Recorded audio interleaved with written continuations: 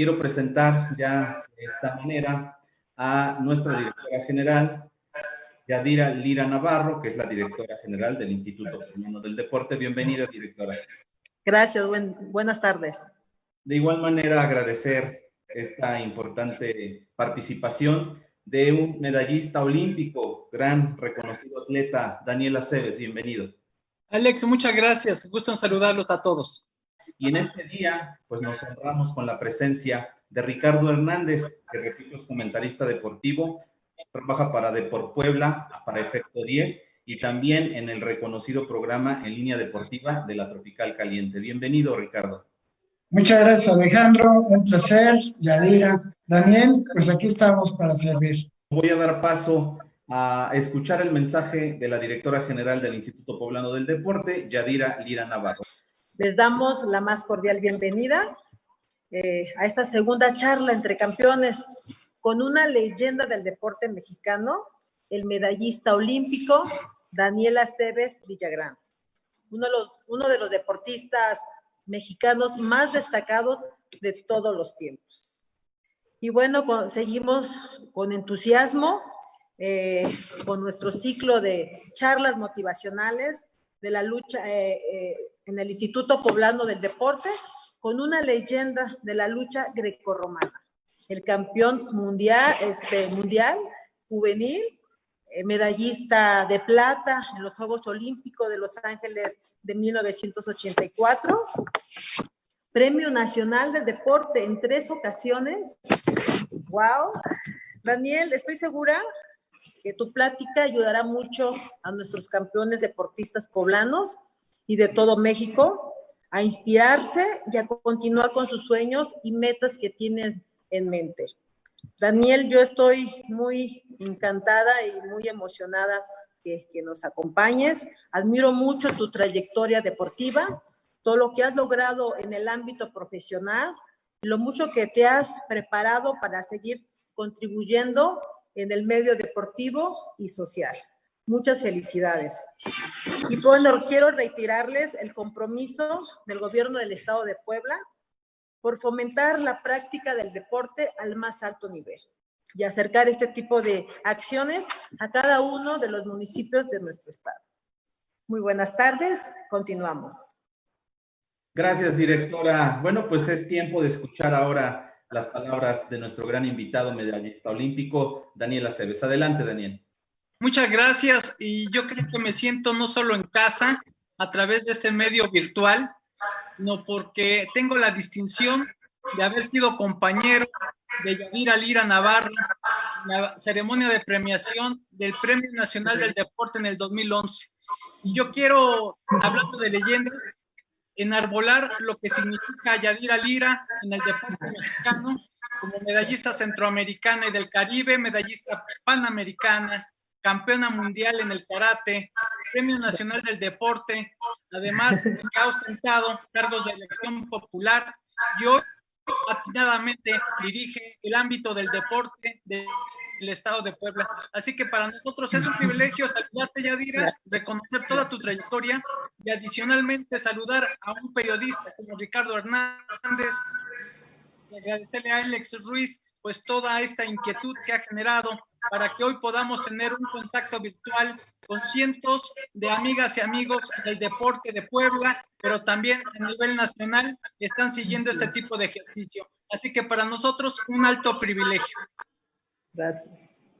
Muchísimas gracias, Daniel Aceves, por tus palabras. Y en efecto, 2 grandes campeones hoy están compartiendo esto, también la directora general bicampeona mundial de Taekwondo. Bueno, pues es tiempo de los micrófonos a mi compañero Ricardo Hernández. Y yo voy a dar pie a que Daniel nos platique su apasionante historia de vida, su trayectoria, que obviamente pues todos reconocemos por aquella medalla, la primera medalla olímpica que consigue en lucha grecorromana un mexicano, y eso quedó para la posteridad, pero él mucho más allá, todo un trabajo a lo largo de los años, desde pequeño, en los cuales Daniel Aceves, bueno, pues fue fincando su futuro, hijo de un luchador destacado, y por supuesto él ya nos platicará al detalle, Así que pues dejo los micrófonos en Daniel Aceves Villagrán.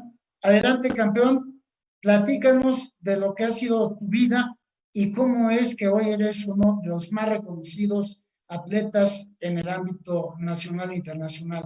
Daniel, muy buenas tardes. Adelante. Ricardo, muchas gracias. Y creo que es muy importante permanentemente reconocer nuestros orígenes. Yo soy hijo de quien fuera luchador profesional y que participara en la década de los años 30, 40 y 50 y todavía en los 60 con el nombre de Bobby Bonales. Viví como un niño de esa generación que teníamos la aspiración de jugar a las luchitas y de hacer una cascarita de fútbol.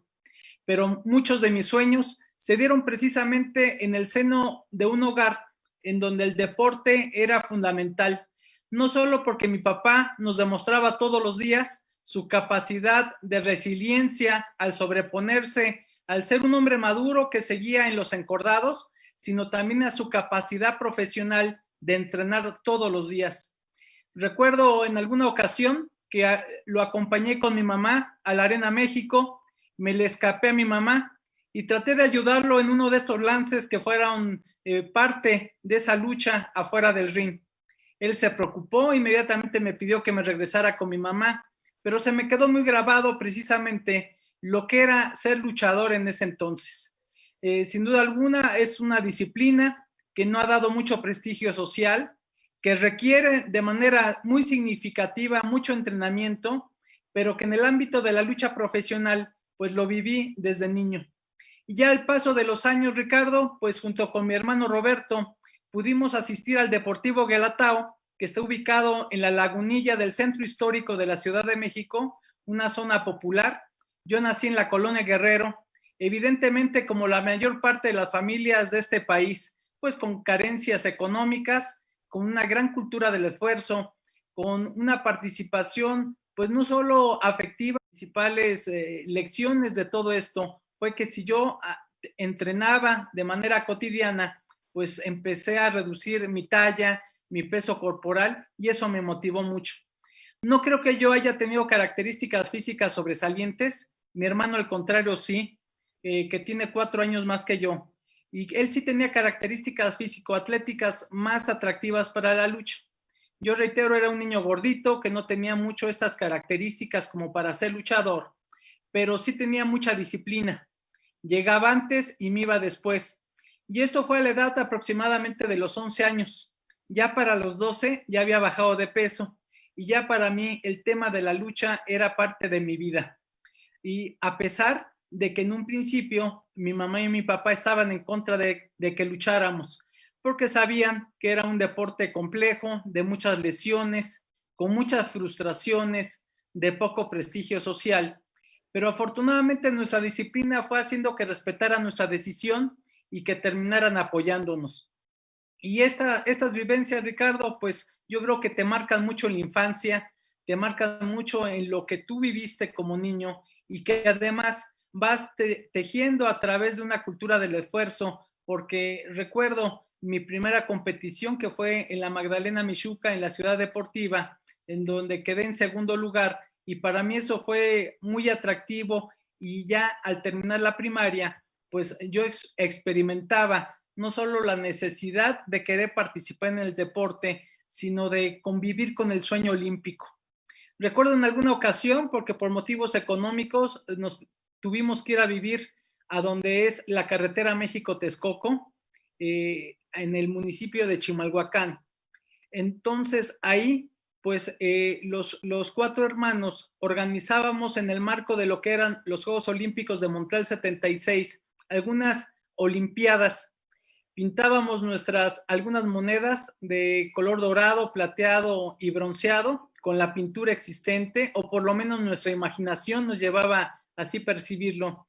Y hacíamos algunas competiciones mientras veíamos a Nadia Comaneci triunfar en esos juegos, ver a Daniel Bautista que ganaba la medalla de oro en la caminata de los 20 kilómetros, también ver el esfuerzo de muchos mexicanos para obtener preseas. Y recuerdo que en el boxeo se ganó afortunadamente también una presea de bronce con Juan Paredes, y esto pues dio como consecuencia que ese sueño olímpico se fuera tejiendo, primero de una realidad que vivimos con mi papá, pero después con algo que teníamos contacto a través de la televisión, a través de los juegos, a través de seguir los mundiales de fútbol, a través de lo que era un deporte muy diferente al que hoy tenemos contacto a través de las plataformas digitales o de la televisión con esta modernización, porque estamos hablando ya hace más de 4 décadas de estas experiencias que sin duda alguna iban marcando pues nuestras aspiraciones y sobre todo nuestros sueños. Al paso del tiempo, Ricardo, pues se dio la oportunidad de ingresar al Comité Olímpico Mexicano y ese fue un sueño que siempre me va a tener marcado. Pasar por el lobby, y esto lo ha vivido Yadira y ustedes como periodistas, el ver los nombres de quienes han obtenido medalla en los Juegos Olímpicos. En ese entonces llegaba pues hasta Montreal 76 esta vivencia, y ver el nombre de Francisco Cabañas, que era el primer medallista olímpico mexicano, que ganó una medalla de plata en boxeo en Los Ángeles 1932, junto a él el nombre de Gustavo Huet, que también ganara plata en esa misma edición olímpica en tiro deportivo de 10 metros, y ver esos nombres, el equipo de básquetbol que ganó por equipos bronce en 1936 en Berlín, el de Daniel Bautista como medallista de oro, todo esa imagen te va tejiendo muchos sueños, pero sobre todo una aspiración que es querer estar en unos Juegos Olímpicos y por supuesto querer ser medallista. Fueron años complejos, yo tuve una fractura en el brazo derecho, tardé en reponerme en ese entonces, pero nunca pensé abandonar mi sueño. Entrábamos al Comité Olímpico, una de las aspiraciones de todos los que íbamos a entrenar en las tardes ahí, que no estábamos concentrados, era entrar al comedor, en un comedor donde pues veías la comida que no habías visto en tu vida. Entonces nos turnábamos la encomienda de el que no tenía pase, sacarle comida a los demás. Entonces con los bolillos hacíamos torta, los envolvíamos y sacábamos eso, y seguramente Yadira vivió algo parecido en muchos escenarios deportivos, no solo en el Centro Deportivo Olímpico Mexicano, pero se da una solidaridad entre tus pares. O sea, cuando a ti no te tocaba acceder al comedor, había a lo mejor la posibilidad de que otros sacaran la manzana, sacaran la naranja, sacaran la torta, sacaran algún elemento que pudiera compartir ese beneficio y esa distinción que era acceder al Comité Olímpico a entrenar, pero también acceder al comedor, porque eso ya te hacía importante, te daba una connotación, no solo en el ámbito de tu deporte, sino ante las estrellas mexicanas que ya entrenaban. En ese entonces, el Centro Deportivo Olímpico Mexicano tenía cientos de deportistas. Era el único centro de alto rendimiento en nuestro país, que se construyó desde 1964 para los Juegos de México 68, pero que ha seguido vigente como el principal productor de deportistas mexicanos en muchas de las disciplinas. Pero sobre todo, Ricardo, esas vivencias yo creo que tienen a uno que irlo acompañando, porque vienen triunfos, vienen fracasos pasajeros, vienen lecciones e enseñanzas. Y yo recuerdo ya en la secundaria, evidentemente cuando empecé a ser seleccionado nacional, yo siempre compitiendo en categorías de edad arriba de la edad biológica que yo tenía, pues ya tenía al salir de la secundaria la necesidad de transportarme en los colectivos, en el metro y después en una pecera para llegar al Comité Olímpico. Yo recuerdo que en ese entonces, más que ahora, los equipos cubanos, sobre todo de lucha, en donde Cuba ha sido una potencia internacional en esta disciplina en los últimos 50 años, hacían ciertos campamentos. Y afortunadamente fui avanzando con la ayuda de varios entrenadores. Tuve entrenadores mexicanos, por supuesto, rumanos, estadounidenses, uno de los primeros por parte de Irán, de Bulgaria, de Canadá, etcétera. Hubo un intercambio en ese entonces con muchos especialistas de disciplinas que vinieron a México y que fomentaron precisamente una culturización de los deportes de contacto distintas. Y así como en las artes marciales se dio la presencia de Mudo Kwan, aquí en la lucha hubieron varios exponentes que trajeron algunos entrenadores que no solo generan una técnica distinta, sino también métodos de entrenamiento a los que no estábamos acostumbrados. Y durante todos esos episodios, Ricardo, recuerdo que para mí fue muy importante el tener mi primer uniforme. Viajamos como niño a los 12 años a Estados Unidos, pero cuando fuimos a recogerlos para iniciar el viaje, que duró 72 horas en camión hasta Albuquerque, Nuevo México, pues resultó que para mi hermano y para los que éramos del Deportivo Guelatao no había. Pero sin duda alguna, siempre hay figuras paternales, liderazgos que compensan esas carencias. Y el arquitecto Manuel Andrade, quien en ese entonces era el presidente de la federación y era el presidente de la Asociación del Politécnico de Lucha, nos dio uniformes del Poli. En sí, el primer uniforme que yo tuve en mi vida fue del Politécnico, sin que yo lo representara, pero fue parte de esas vivencias como niño, de cruzas la frontera, tienes contacto con otras culturas, deportivamente tienes un gran aprendizaje, hay frustraciones también, por supuesto, no todos los compañeros son buena onda, eso es una realidad. El bullying, el que hemos combatido durante muchos años, siempre ha existido a través de las novatadas. Afortunadamente no sufrí yo mucho eso porque estaba viendo un cambio de generación, pero sí testifiqué realmente costumbres inadecuadas y son de los temas que uno no tiene que olvidar para que uno los promueva y en un ámbito de una cierta madurez y de una participación también en el deporte se tiene que combatir. Entonces, Ricardo, dejo esta etapa aquí para también escuchar alguna inquietud de lo que fue en la primera instancia mi sueño olímpico y mis inicios rumbo a ser seleccionado nacional.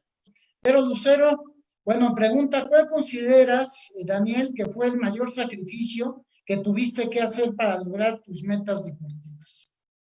Muchas gracias. En ocasiones el concepto sacrificio habla de una implicación que va en contra de tu voluntad. Lo cierto que en el deporte y sobre todo de alto rendimiento sí tiene que haber una cultura del esfuerzo muy bien delimitada y que más que como sacrificio se da como un esfuerzo adicional. Yo tuve, al igual que los deportistas de contacto, igual que quienes practican el karate, el taekwondo, la lucha, el judo, el boxeo y todos los deportes en donde hay categorías de peso, uno de los principales rivales, y creo que a veces el más difícil, es la báscula, porque generalmente se hace un peso medianamente artificial para tener capacidad y calidad competitiva. Entonces, creo que cualquier deportista, y más en la generación en la que yo participé, estaba carente de instrumentos, de asesoramientos, y por ejemplo, yo nunca tuve un equipo multidisciplinario como hoy afortunadamente tienen muchos atletas. Nunca tuve un contacto con un nutriólogo, con un psicólogo, con un metodólogo. Éramos mucho más empíricos. Vivíamos de querer ser y buscábamos algún referente o mal escuchábamos a algún compañero. Y me acuerdo que muchas de las dietas las hacía a través de agua mineral y lechuga, situación que hoy sería una gran torpeza recomendársela a cualquier atleta. No había estas bebidas con electrolitos, no existían. En México no existían ni tampoco ni remotamente un contacto electrónico para tener un conocimiento de cómo bajar de peso. No habían los refrescos ni en lata siquiera. O sea, era un mundo diferente, un mundo en donde el deporte era mucho más amateur. Hay que recordar, Ricardo, y tú lo has comentado en alguno de tus programas, que la desaparición del concepto amateur hasta 1991 por parte del Comité Olímpico Internacional generó la profesionalización del deporte.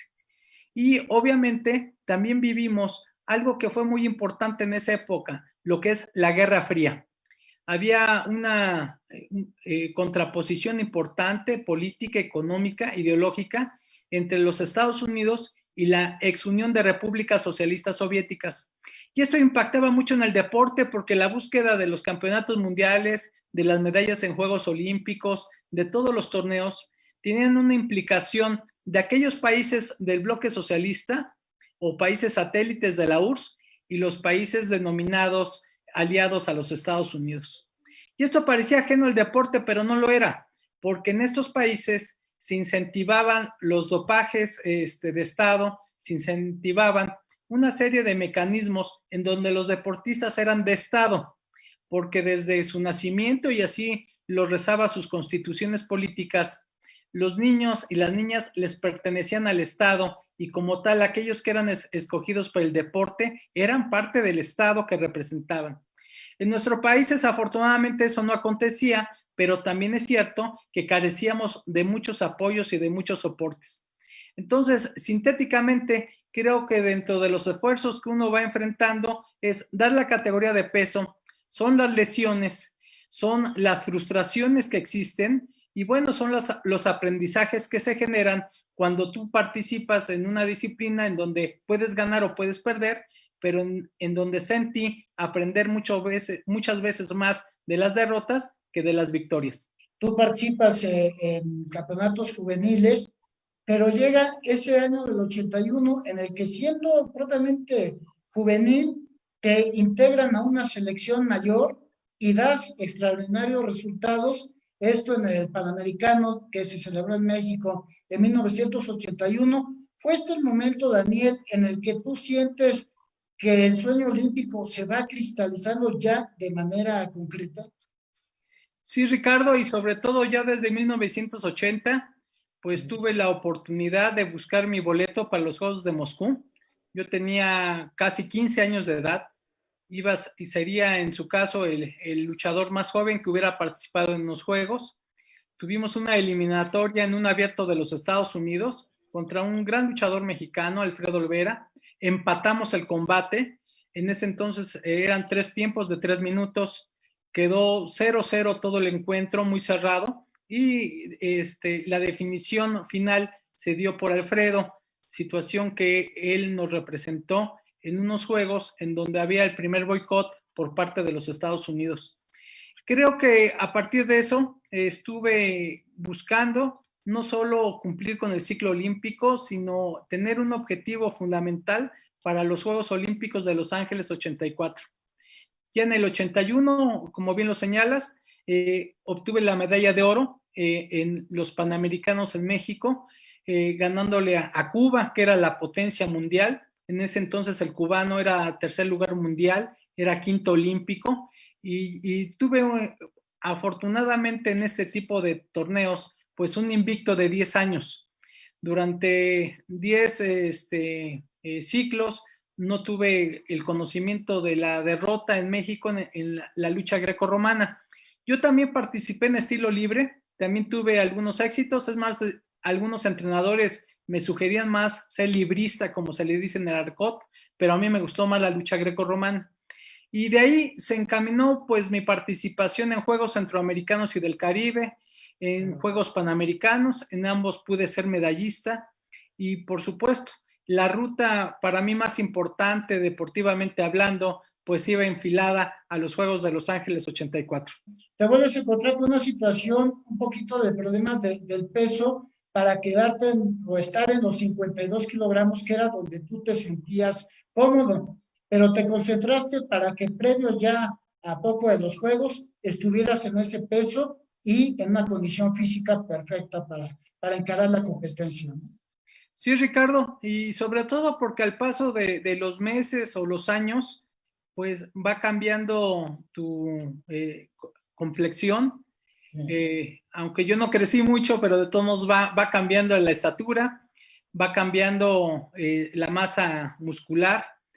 Y yo transité 3 categorías de peso durante mi participación en la lucha. Fueron los 48 kilos, que posteriormente ya no pude dar ya en torneos internacionales. Después en los 52, que como comentas, era un peso mucho más competitivo, más adecuado para mi condición morfológica. Y al final de mi carrera deportiva participé en los 57 kilos. Pero yo de manera normal pesaba 59. O sea, yo tenía que bajar 7 kilos para dar la categoría de peso.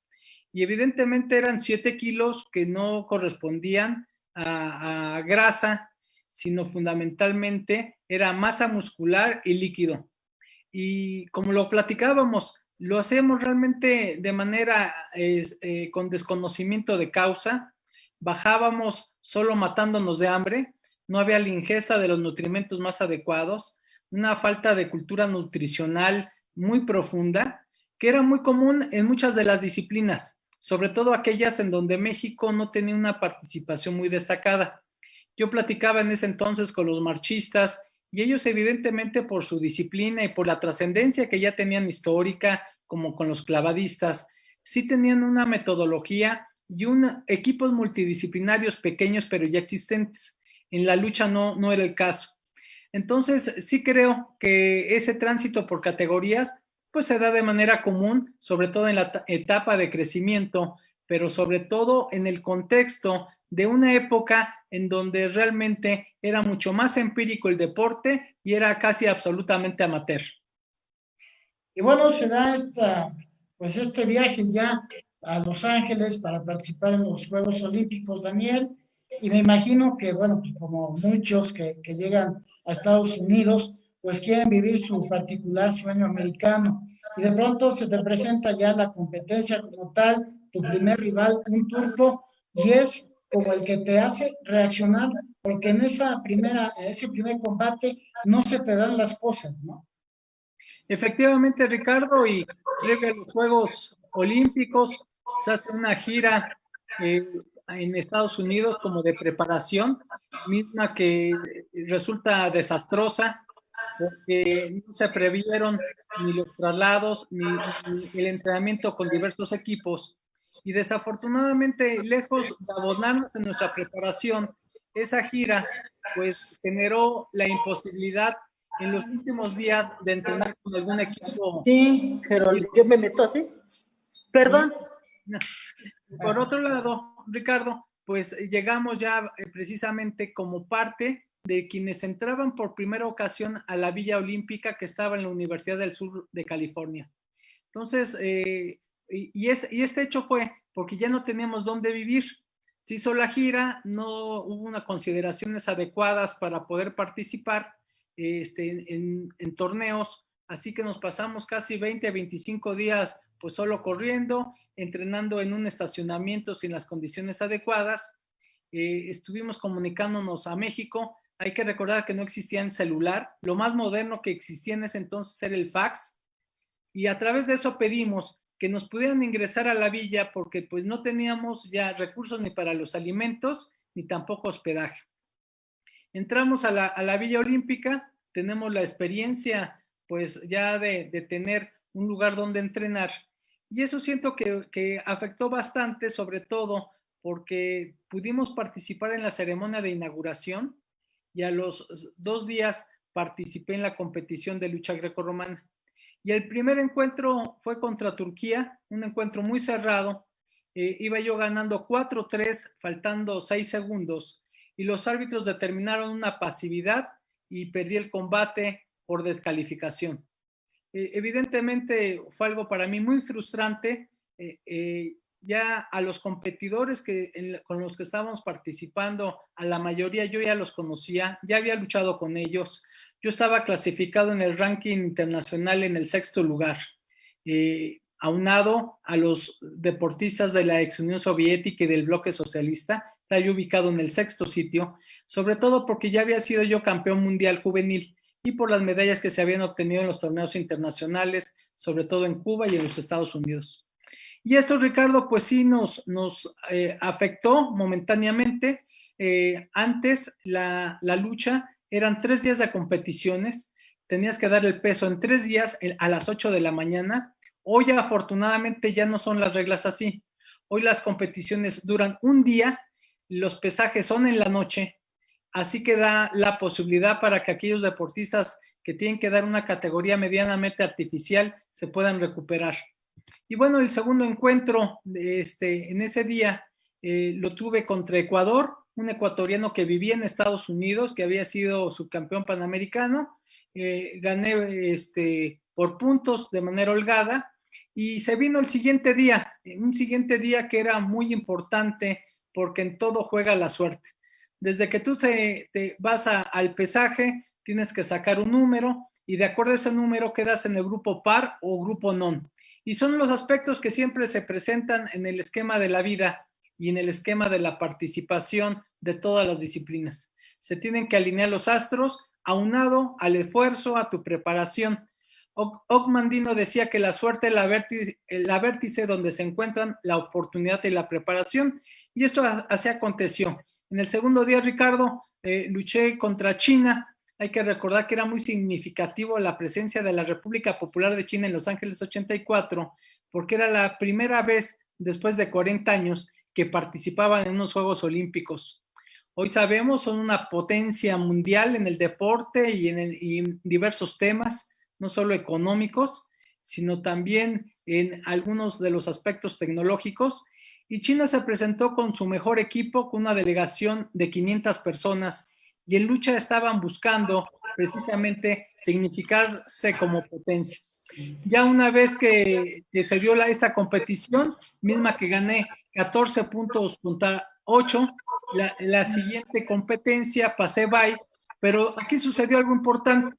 El turco que me había ganado perdió posteriormente contra Turquía y perdió posteriormente contra Finlandia. Es decir, que esa derrota que se dio en un principio desapareció del contexto competitivo, y así es como cuando llegamos al tercer día de la competición, donde tuve una lucha muy, muy importante contra Finlandia, que fue muy cerrada.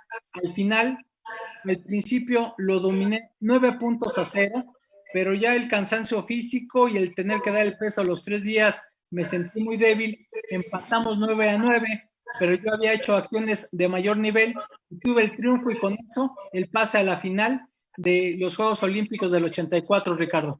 Así es, Daniel, y bueno, Yadira Lira, hombre, también con mucha experiencia en este tipo de competencias, Yadira, pues el sentimiento, ¿no? La sensación, ya estando en plena competencia, de que sabes que te preparaste para ello, Yadira, que tuviste un trabajo muy a fondo y que al final todo depende de ti y por supuesto de encontrar la forma de vencer al rival, y esto, Yadira, lo viviste también en muchas ocasiones.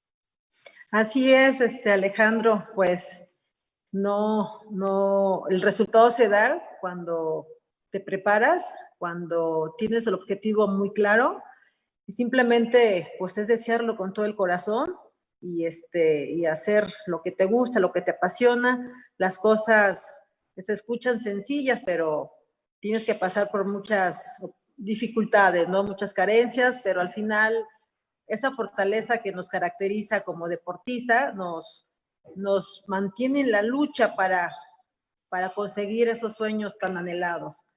Y yo quiero aprovechar, Alejandro, aquí ahorita que estoy interviniendo, en hacerle una pregunta a nuestro campeón, a nuestro invitado, si nos puede platicar un poquito de su experiencia cuando fue campeón mundial juvenil, y si eso, y cómo lo proyectó hacia el camino de los Juegos Olímpicos. Me gustaría pues, que nos platicara un poquito sobre eso. Claro que sí, Yadira, muchas gracias. Y creo que es muy importante, sobre todo, contextualizar que estamos hablando de épocas de las que han pasado un número importante de años, entre 35 y 40 años de estas vivencias, en donde los medios de comunicación pues tenían un ritmo distinto, la tecnología era incipiente, y en donde cualquier circunstancia que hacía un mexicano allá en las fronteras se conocía a veces días posterior a cuando teníamos los acontecimientos. Ya hoy en día los jóvenes no entienden esto, porque hoy en día todo es en tiempo real. Tenemos la posibilidad de tener este contacto que hoy estamos viviendo, y en ese entonces ni siquiera en las películas del Santo creíamos que iba a haber un reloj que pudiera tener cámara o que pudiera tener teléfono como en las películas de James Bond. Veíamos que era algo muy alejado. Entonces, este campeonato mundial que se dio en Estados Unidos, juvenil, llevó a muchas estrellas del deporte, de la lucha, que estaban buscando su pase para los Juegos Olímpicos. Y tuve una vivencia, Yadira, muy, muy interesante en la final, porque se dio contra un italiano que se llama Vincenzo Maenz. y a la postre fue el luchador del siglo. Él ganó 3 medallas olímpicas, 2 de oro y 1 de plata, y dentro de lo que fue el combate final en ese mundial, le gané por toque de espaldas, y fue algo que sorprendió a la gente que estuvo ahí, pero también me dio la posibilidad de ser el primer mexicano en mi deporte que ya en el nivel juvenil obtenía un campeonato del mundo. Por supuesto que un hecho de esos te eleva la autoestima, te genera una satisfacción a ti, a tu familia, a tu equipo, a tus entrenadores. Yo siempre, y acabo de saludar hace algunas semanas a Manuel Andrade en Ottawa, Canadá, yo siempre lo voy a recordar con mucha gratitud porque ha habido en México dirigentes que han sido el cambio para que tengas o no éxitos en el deporte. Yo sé que hoy en día muchas de las federaciones, muchos de los dirigentes deportivos a lo mejor no son apreciados socialmente, pero yo quiero subrayar que hay diferencias y que dentro de este episodio las luces y las sombras se dan.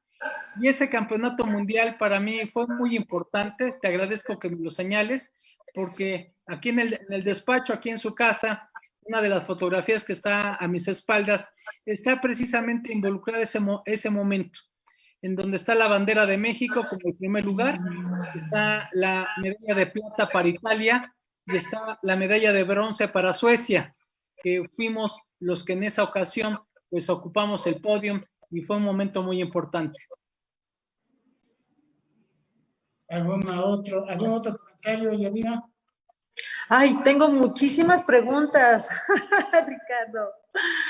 Me encantaría también saber, mira, yo, pues, imagínate un medallista olímpico a los 19 años me causa mucho ruido. Yo inicié mi trayectoria deportiva a los 16, apenas estaba yo queriendo soñar, y muchos deportistas también a esa edad apenas están viendo qué es lo que quieren, ¿no? En su vida deportiva.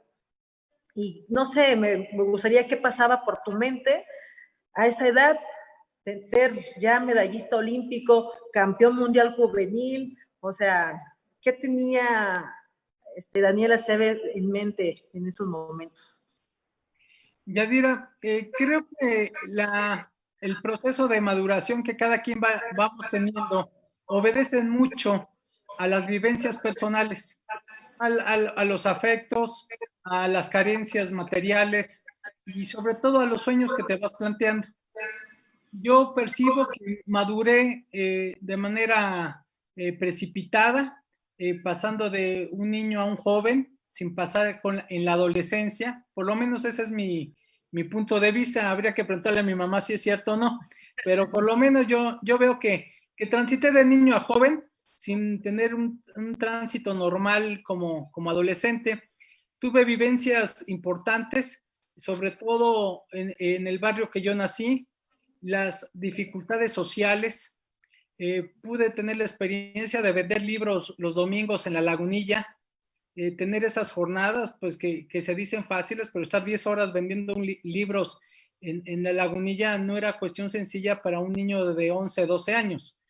Y también tuvimos pues no sé si oportunidad o circunstancia de vivir en una granja, de tener el contacto con la cría de los puercos, de conejos, de tener esa vida rural también, y que luego fuimos rescatados por una cuestión laboral de mi mamá. Entonces, yo creo que todo ese tipo de circunstancias te dan a conocer pues, la valoración de las cosas y de la seriedad con la que tienes que enfrentarlas. Entonces, yo siempre fui un niño y un joven muy serio, muy responsable. Dejé de serlo seguramente después, pero bueno, por lo menos en esa época sí lo fui. Y eso va incorporándote al tema del deporte. Yo sufría mucho cuando perdía. Me ponía a llorar y para mí era un drama terrible, terrible. Entonces yo no quería perder y sabía que para no perder tenía yo que entrenar más y tenía yo que tener consistencia en lo que hacía, ser muy observador y tener un gran aprendizaje de todo lo que se fuera dando. Entonces, percibo que a los 19 años soy medallista olímpico, cerca de cumplir los 20, que tenía yo una madurez deportiva innegable. Yo creo que la madurez personal la tienes que seguir adquiriendo toda la vida. Yo creo que esa difícilmente se alcanza, pero al fin y al cabo, creo que era yo un adulto en un cuerpo de adolescente y de joven, y que eso me permitía precisamente siempre estar con los pies en la tierra. Y sobre todo porque hay una fama efímera.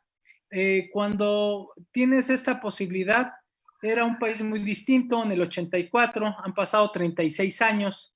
Este próximo domingo cumplo 36 años de haber sido medallista.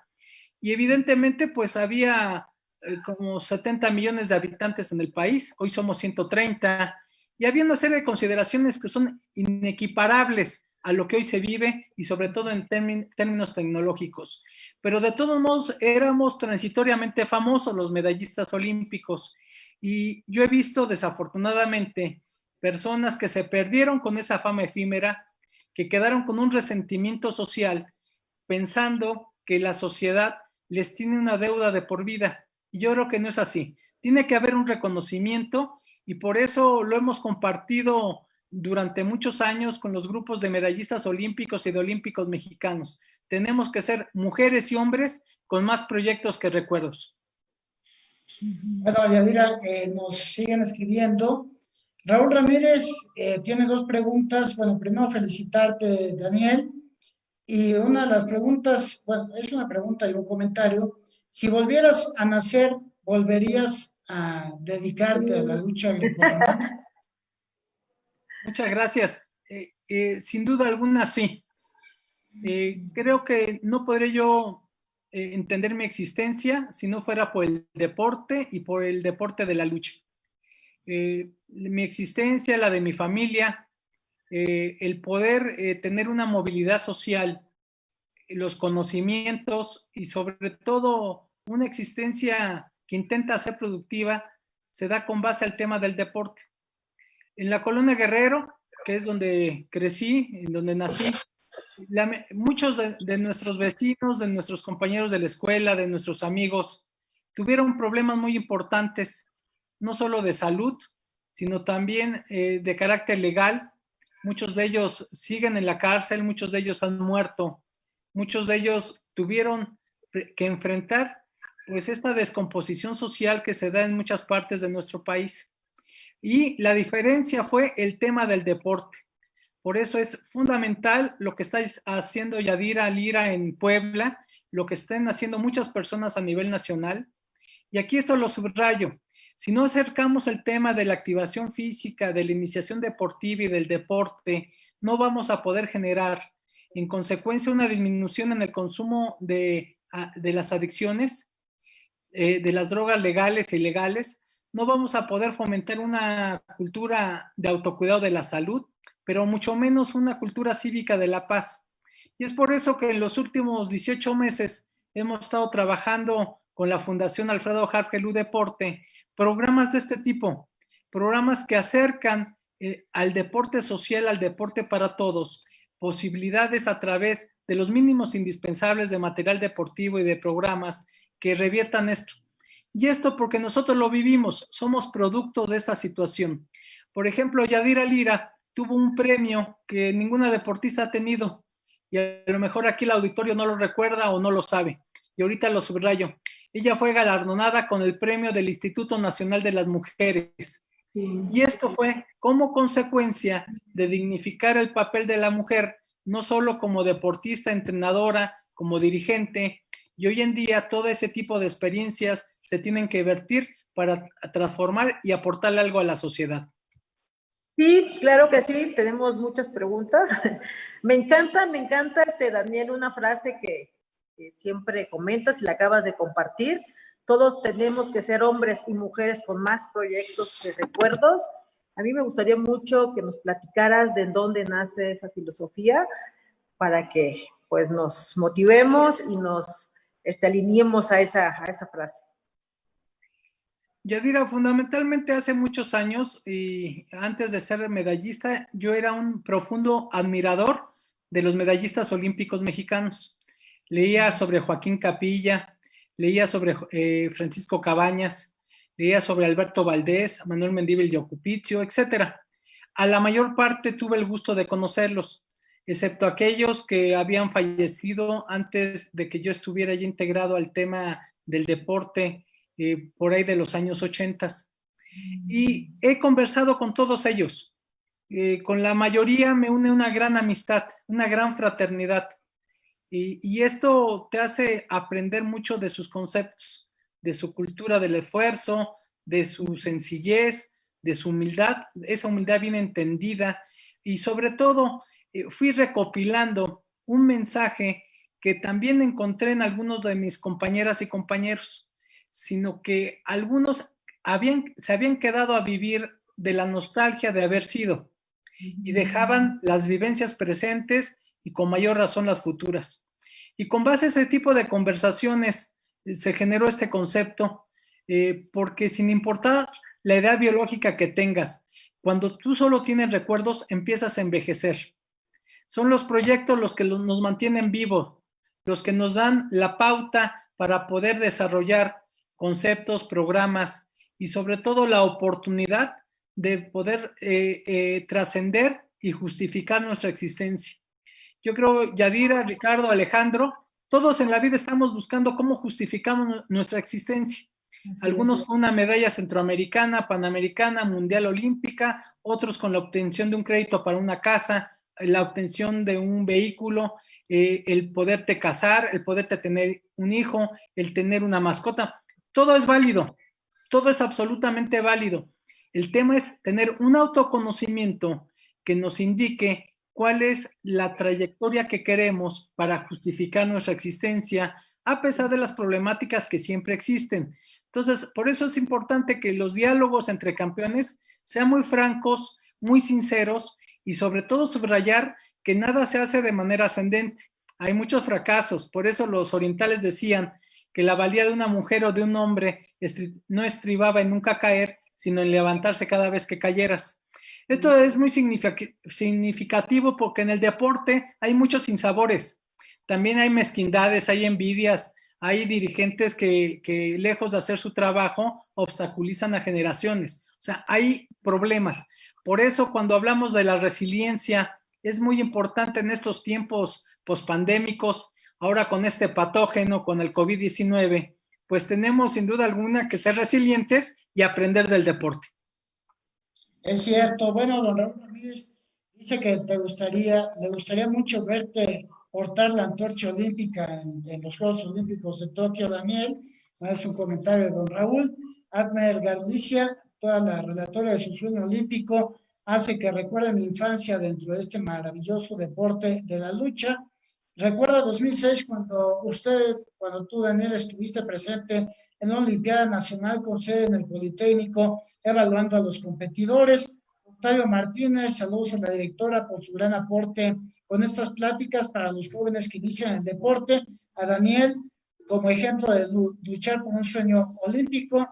Alexander Bosa, tuve la fortuna de verlo competir en Cuba en el entonces torneo Cerro Pelado, cuando aún formaba parte de la selección nacional juvenil de México. Y José Davis Martínez, ahorita te voy a transmitir esta pregunta porque, bueno, también Julio Gutiérrez García, platicar algo sobre su trayectoria como dirigente del deporte. Bueno, antes de dar paso a todo ello y su sentimiento al momento de subir al podio olímpico, Daniel, con el permiso de Yadira, nos habíamos quedado en esa lucha ya en los Juegos Olímpicos de Los Ángeles contra el finlandés, que era propiamente vencerlo para lograr el boleto a la final, ¿no? Totalmente, Ricardo. Y ya al pasar a esta final, que era la deseada, la añorada, la soñada, pues estábamos ahí el 2 de agosto en el Anaheim Convention Center, en donde se daba la lucha olímpica en esa edición. Y esto de la lucha contra Finlandia fue como a las 14 horas, 2 de la tarde. Y la final estaba programada para las 19 horas. Entonces, en este transcurrir de estas horas, me acuerdo que me sentí con mucho dolor de cabeza, me sentí pues evidentemente preocupado. Tuve una vivencia importante porque me fui a uno de estos teléfonos pedí una llamada por cobrar, le informé a mi papá que ya estaba yo instalado en la final y que por lo menos tenía yo la posibilidad de obtener la medalla de plata. Fue una conversación breve, pero para mí muy, muy significativa, porque él me dijo, sí, ya estaba enterado, ya salió en la televisión. Y a mí me sorprendió porque tú no dimensionas, estando en un deporte que tiene poca presencia mediática y mucho menos comercial, que en México ya estaban enterados de que había yo pasado a la final. Fueron horas, evidentemente, ahí esperando el combate. Se dio contra Atsushi Miyahara de Japón, el actual campeón mundial en ese entonces. Yo ya le había ganado meses antes en un abierto de los Estados Unidos. Y Ricardo, fue una lucha muy cerrada, una lucha en donde hubo un toque de espalda por más de 15 segundos, de acuerdo a los reglamentos de la lucha. Con un segundo que toque la espalda termina el combate. Aquí fueron más de 15. No me dieron la victoria. Terminó por decisión 9-4. Y fue una cierta frustración por un lado, pero fue un gran orgullo cuando en la ceremonia de premiación, dentro de los idiomas oficiales del olimpismo, que es el inglés y el francés, también decían en español que por primera ocasión en la historia de la lucha, no solo mexicana, sino hispanoparlante, había una medalla. Era un dato que yo desconocía en ese momento, sino que nunca un hispanoparlante había una medalla en la lucha grecorromana, y eso me llenó de mucho orgullo, de mucho honor, sobre todo en un Anaheim Convention Center, en donde había 10,000 personas, en donde yo te puedo asegurar que por lo menos la mitad eran mexicanos. Mencionas en tus memorias que fue ese descalabro con el japonés la primera ocasión que entendiste el concepto fracaso, pero afortunadamente lo superaste rápido. Efectivamente, Ricardo, yo creo que hay una frustración. Sabías que habías hecho lo necesario para ganar la medalla de oro. Esta no se dio por una situación de los árbitros. Yo le pedí en ese entonces que pusieran una protesta para que se revisaran los videos. Mario Vázquez Raña se negó. Me dijo que no, que estaba bien, que una medalla de plata era ni esperada por mí y que con eso era suficiente. Esa fue su respuesta. Y evidentemente, pues es algo que queda ahí para los anales. Yo sé que si hubiéramos, el reglamento de la lucha te dice que si depositas $500, pueden revisar los videos y el presidente de Colchón y el presidente de la competencia puede rectificar el resultado. Pero el equipo de México no lo quiso hacer. Yo estoy seguro que si hubieran revisado los videos, como hoy lo puede ver cualquier persona, se hubieran constatado de que hubo un toque de espalda y con eso para mí era la medalla de oro. Pero bueno, son circunstancias que no me frustran. Hoy en día estoy muy agradecido con la vida, con mi existencia. Esa medalla de plata para mí es fundamental, para mi aprendizaje y sobre todo para compartirla con muchas personas que me ayudaron. Entonces, aunque es un deporte individual, uno no lo hace solo. Siempre hay compañeras, compañeros, entrenadores, enemigos, rivales, pero sobre todo la familia, las que te soportan para tener este logro. Oye, justamente José Davis Martínez nos pregunta, ¿cuál fue tu sentimiento al momento de subir al podio olímpico? ¿Qué es lo que pensaste en ese momento? Son muchos sentimientos y sobre todo en el entendido de que dices, valió la pena todo lo que hice. Todos vivimos momentos difíciles, hay crisis siempre, en cualquier competición, en cualquier entrenamiento hay crisis. Esto es como las carreras de atletismo de fondo. En algún momento hay una pequeña crisis y uno la tiene que superar. Y evidentemente a los 19 años a lo mejor no tienes una manifestación con este tipo de interpretaciones que al tiempo vas aprendiendo, pero lo que sí sentí y percibí es que había una serie de sentimientos encontrados y de una felicidad. Muchas veces me dicen, es que no te veía sonriendo. Pues a lo mejor esa es la personalidad, pero mi felicidad estaba presente y sobre todo el sentido de tener ahí el uniforme nacional, el tener una medalla y vivir después escenarios que uno veía solo en las películas. En ese entonces la gente de Televisa y TV Azteca o de Imevisión en ese momento, se peleaban que yo fuera a su estudio. Entonces Fernando Schwartz con José Ramón Fernández se echaron un volado para ver a qué estudio iba yo. Entonces, la verdad uno no está muy preparado en ese momento para tener ese tipo de fama, de connotación, y tienes vivencias muy interesantes. Esa noche llegué a las 2 de la mañana a la Villa Olímpica, tenía yo mucha hambre, lo primero que fui a hacer es cenar, son comedores que duran 24 horas abiertos, y esos momentos son inolvidables para la existencia. Bueno, Williams de Jesús Córdoba dice: muchas felicitaciones a un gran campeón y orgullo olímpico mexicano, Daniel Aceves, un ejemplo deportivo y un gran líder deportivo nacional, un ejemplo de extraordinaria persona. Me aprecio, estimo y respeto a un gran campeón y amigo. Un abrazo al gran olímpico de México. Así que, bueno, también un campeón, Williams de Jesús Córdoba, uniéndose a esta dinámica. Sí, Daniel. Quiero hacer una anotación sobre William de Jesús Córdoba, un medallista olímpico, extraordinario taekwondoín, siempre con un liderazgo y con una perspectiva muy interesante, así que le mando un afectuoso abrazo y agradezco mucho los inmerecidos comentarios, pero los aprecio mucho. Y Yadira, pues nos ha comentado, Daniel, justamente lo que fue ese momento de gloria olímpica, y seguramente tú querrás comentar algo al respecto, ¿no? Sobre el momento en que logra la medalla de plata.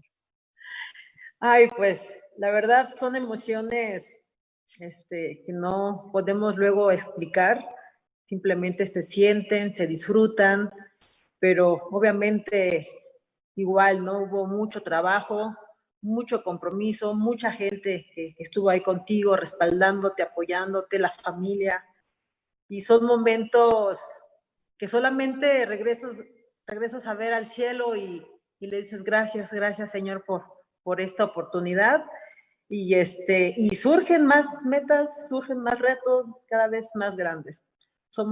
Creo que los deportistas somos personas que imparables, cada vez estamos buscando más y más retos. Entonces, son emociones muy, muy padres, y pues, ¿qué te puedo decir? La verdad, recordar es volver a vivir. Ahora estoy sintiendo esos momentos cuando logré mi primer campeonato mundial en el 2004 en Monterrey, Nuevo León, y bueno, pues se siente una emoción inexplicable. Bien, indudablemente, vale. Un sentimiento que solo ustedes pueden, pues, tratar de relatar, y aún como tú lo has comentado, es una cuestión difícil. Y bueno, pues viene el momento del retorno a México, Daniel, y me parece que cuando tú llegas al aeropuerto es cuando te cae como un balde de agua fría, ver tanta gente esperándote, tanta gente aplaudiéndote. Y yo creo que en ese momento es cuando, quiero pensar, te das cuenta de la dimensión de haberte convertido en el primer ganador de una medalla en lucha grecorromana. Así es, Ricardo, y sobre todo el haber sido parte de una generación muy exitosa. Sí. En esa edición olímpica, México obtuvo 6 preseas y una en exhibición. Las preseas de Raúl González, oro en la caminata de los 50 kilómetros y plata en la de 20 kilómetros. Ernesto Canto, oro en 20 kilómetros. Manuel Yoshimas, que ganó bronce en ciclismo. También Héctor López Colín, que desafortunadamente falleció hace poco tiempo, plata en boxeo. Tuvimos pues la oportunidad de en lucha dar también una presea. Y Francisco Maciel, quien ganara plata en tenis, todavía en deporte de exhibición, pero en una competencia muy importante en México, pues tuvo este tipo de resultados. Y creo que cuando arribamos a la Ciudad de México, fue un 13 de agosto de hace 36 años, había alrededor de 5,000 personas en el aeropuerto. Los primeros días hubo críticas muy importantes porque no se obtenían preseas por parte de la delegación mexicana, y hay que recordar que Los Ángeles hablan español, es decir, nos sentíamos locales, y México como tal ve unos juegos muy cercanos. Y en ese entonces, pues a mí me tocó ser el primer medallista de esa delegación. fui la medalla número 37 de toda la historia. Hoy México ha ganado 68 preseas, 13 de oro, 24 de plata y 31 de bronce. Entonces, es una historia que tiene evidentemente más de 3 décadas y media, pero en donde a través de los medios convencionales, de los periódicos, sobre todo de la radio y la televisión, se enarboló un sentido de orgullo. México también ahí tuvo grandes deportistas. Ibar Cisniega quedó en 6º lugar. Hubieron algunos otros deportistas que estuvieron en las finales. Es decir, hubo una participación de una delegación de 101 deportistas que fue solvente de acuerdo a los parámetros existentes. Entonces, Ricardo, yo creo que una anécdota que yo siempre he contado y les comparto es de que con el premio que a mí me dieron, que fue de $500, fue lo que a mí me dio Aguilar Arriba, que era el jefe de misión. Hoy en día, afortunadamente, los deportistas medallistas olímpicos tienen acceso a cantidades mayúsculas, y qué bueno, merecidamente, pero en ese entonces no existía eso. Y esos $500 los invertí junto con mi hermano a comprar una televisión de color, porque nunca habíamos tenido una. Entonces, saliendo del aeropuerto, sacamos nuestra televisión. Evidentemente, al ser parte de la misma, los filtros aduanales eran menos estrictos y estrenamos la televisión esta noche. Y para mí fue un gran orgullo llevar una televisión a color porque no la habíamos tenido. Y entonces sí veíamos la gran diferencia entre lo que era la televisión blanco y negro y tener una color. Y bueno, ya nada más, solo para concluir el aspecto deportivo y sobre todo de los olímpicos, pues por ahí me enteré que recibes un auto como parte de los premios, ¿verdad? Por esta conquista, y que un día pues vas a una joyería para que pues le hagan algo a tu medalla, ¿no? La pulan, y resulta que lo dejas estacionado y cuando regresas al lugar ya no está el auto, pero a ti lo que realmente te dolió fue la cuestión de la medalla, y esto da pie a la anécdota, porque esa medalla no desapareció, el auto sí, pero la medalla, Daniel, y eso creo que nos lo platiques, que es algo anecdótico, finalmente la recuperaste, ¿no? Sí, efectivamente, Ricardo, y la historia te la cuento tal cual. Pilar Roldán, que gana medalla de plata en México 68 en esgrima, con quien me une una profunda amistad y además nacimos un mismo día, un 18 de noviembre de diferente año, me recomendó que se le diera un como barniz a la medalla para que ésta no se ensuciara. Entonces la llevé con ella y a los 3, 4 días me llamó, me dijo, Daniel, ya está tu medalla. Yo pasé a recogerla. Yo en ese entonces ya empezaba a trabajar en una secretaría que se llama Programación y Presupuesto, que ya no existe. Era yo ahí promotor deportivo. Entonces me estacioné afuera en la delegación Coyoacán y cuando salgo pues ya no está el vehículo. En ese entonces mi jefe le habla a la procuradora de justicia, que en ese entonces se llamaba Victoria Adato Viuda de Ibarra, y me dice, no, ahorita vamos a localizar su carro. Ah, muchas gracias, fíjese que ahí va mi medalla y pues es lo que más me preocupa y todo. Y el carro nunca apareció, pero a los 3 días de este acontecimiento que salió en los medios, en tu casa, en ese entonces en la Colonia Guerrero, envuelta con periódico y con mecates, etcétera, aventaron la medalla. Entonces, seguramente quienes se sustrajeron el carro eran del barrio, posiblemente. Digo, nunca apareció el vehículo y pude recuperar mi medalla de esa manera. Aquí la tengo, se las enseño, está aquí en tu casa. Gracias. Entonces, afortunadamente tengo la pieza y bueno, eso es una vivencia que han tenido algunos medallistas como el finado Noé Hernández Valentín, al quien desafortunadamente, como tú también lo comentaste en su momento hace años, pues le robaron sus cosas y en Chimalhuacán, y desafortunadamente pues su medalla no la pudo recuperar. Se hicieron gestiones ante el Comité Olímpico Internacional a través del Comité Olímpico Mexicano, se pidió una réplica, misma que se logró. Yo creo que es simbólico, es un símbolo. Realmente en el precio en metálico de un objeto de este tipo no tendría costo si no tuviera significado. Exactamente, y bueno, Yadira, antes de pues empezar con el aspecto final, bueno, Daniel, también después de tu trayectoria como deportista, pues has tenido algunos cargos, pues siempre relacionados con el deporte. Si nos puedes platicar a grosso modo qué es lo que ha hecho y lo que sigue haciendo Daniel después de su gloria olímpica. Sí, Ricardo, realmente casi ningún trabajo ha sido relacionado al deporte. Yo tuve pues, el contexto de ser el primer medallista olímpico en tener un cargo de elección popular. Esto fue de 1988 a 1991, en lo que fue el primer congreso de la Ciudad de México. En ese entonces se llamaba Asamblea de Representantes del Distrito Federal. Entonces, a partir de eso, se hizo una moda muy afortunada. Ya varios deportistas después fueron ya diputados y muchos se han incorporado a la administración pública. Y durante 35 años he participado. Yo inicié como marinero de la Secretaría de Marina. He estado en cargos de diversa índole en la Procuraduría Federal de Protección al Ambiente, en la Procuraduría Federal de Protección al Consumidor. Posteriormente trabajé en Fonatur. He trabajado en Liconsa, en CONALEP, en la Comisión Nacional de Protección Social en Salud, y el último año y medio sí he trabajado en el tema del deporte a través de la Fundación Alfredo Harp Helú. Entonces, he estado fundamentalmente vinculado al deporte de manera honorífica.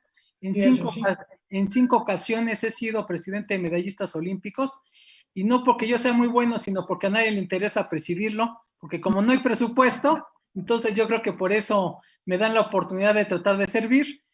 Tengo también 2 periodos como presidente de la Asociación de Olímpicos Mexicanos, y son puestos honoríficos que yo hago con mucho gusto.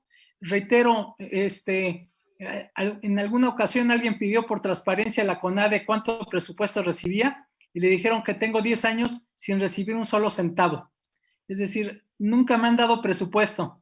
Entonces, yo agradezco mucho el apoyo del Comité Olímpico Mexicano. Ahí tenemos un espacio. El licenciado Carlos Padilla Becerra nos apoya ahí con la gerente de la asociación.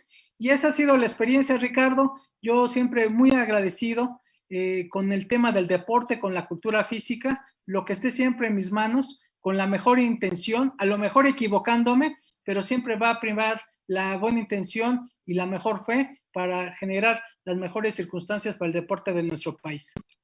¿Algún comentario, Yadira, antes de ir a las preguntas de la gente que nos está viendo? Sí, tengo aquí una pregunta que me ayudó a formularla Merilla Arreola, campeona mundial de deportes de combate. Tiene la inquietud de saber a qué edad te retiraste, si planificaste tu retiro y cómo fue tu retiro. Muchas gracias. Yo creo que sí fue planificado, fue mucho en consecuencia por la lesión de las rodillas. Yo he tenido 4 cirugías por problemas de los meniscos y por problemas de todo lo que se genera por el contacto físico y malos entrenamientos, pero dicen que hay que abandonar sueños para ir en busca de otros. Yo duré 14 años compitiendo y un día ya no me sentí con las características por esas lesiones de ser solvente competitivamente. Hay que recordar también que en ese entonces pues no existían estas becas, no existían los apoyos que hoy se dan, afortunadamente, pero al fin y al cabo ya tenía yo la intención y la inquietud de participar en la administración pública y en la política. Y pude lograr en ese entonces, reitero, ser parte de un nuevo cuerpo de representación popular en la Ciudad de México, algo que en ese entonces para el Distrito Federal era una nueva modalidad, y fue una experiencia muy, muy gratificante porque venir del tema del deporte a incorporarnos a un tema político como tú lo has hecho, Yadira, pues tú y yo sabemos que es diferente. Tiene diferentes características, tenemos que tener un esquema de aprendizaje, y también me motivó a generar pues una serie de asuntos académicos. Pude concluir mi carrera de una licenciatura en Derecho, una maestría en Comunicación Organizacional y un doctorado en Alta Dirección. Cris Madrid, sin duda una historia de vida y superación que es inspiradora para la audiencia. Gracias por compartir, gran campeón. Y Betty Gutiérrez pregunta, ¿qué le recomienda Daniel Aceves a los atletas jóvenes que apenas inician o empiezan sus primeras competencias? ¿Cuál sería tu recomendación? Pues la sugerencia fundamental es que no se desalienten ante los primeros obstáculos que enfrenten, que sean resilientes. Ser resiliente significa que te sobrepones a los obstáculos y que encuentras habilidades que no conocías a través de esa vivencia.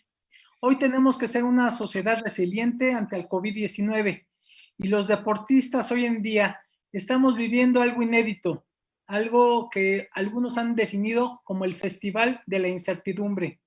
Y creo que tenemos que reponernos ante esta circunstancia, así que reitero, mi sugerencia más que recomendación es que tengamos una cultura del esfuerzo, que nos diferenciemos de los demás, que hagamos más que lo que hace el par y que no nos conformemos con ser de media tabla para abajo.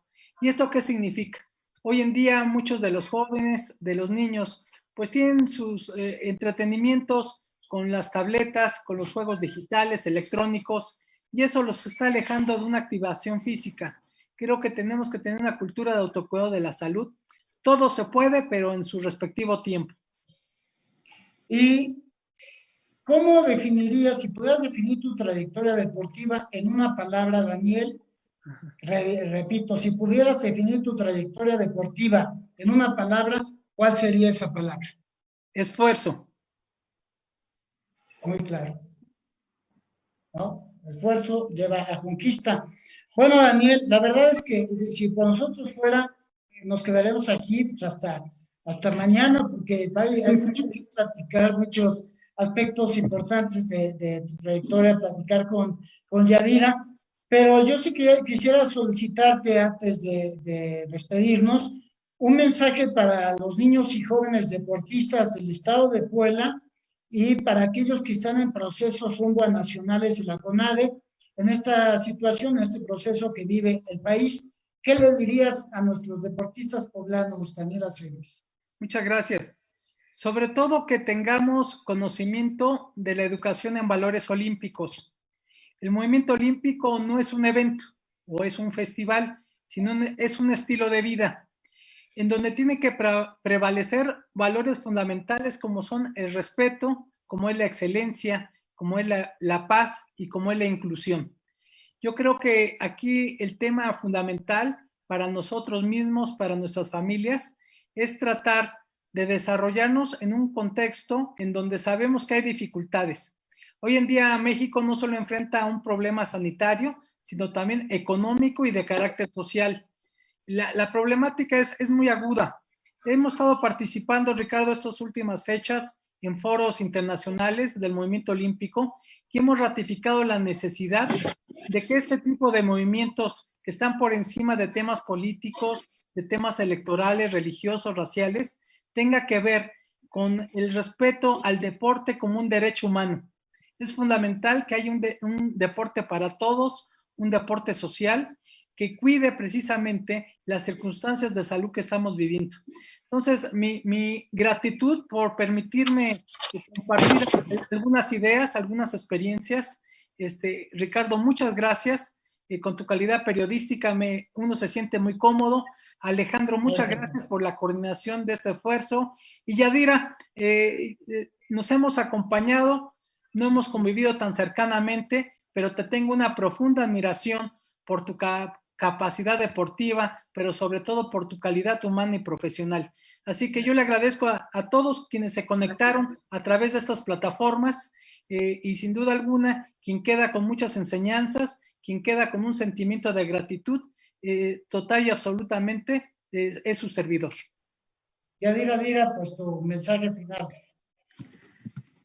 Muy bien, Ricardo, pues yo quiero mandarles mis mejores vibras, mis mejores deseos a todos los deportistas de México, que estoy segura que esa fortaleza que los caracteriza los ayudará a salir adelante, a concluir sus sueños, recordar que son guerreras, que son guerreros con mente inquebrantables y que nada ni nadie los va a detener para salir adelante en lo que quieren realizar en sus vidas. Y siempre, pues, dar la mejor actitud ante todo, a pesar de las adversidades. Estamos viviendo un momento muy difícil, pero sé que son personas capaces para salir adelante. Simplemente no olviden quiénes son y la mejor actitud ante la vida.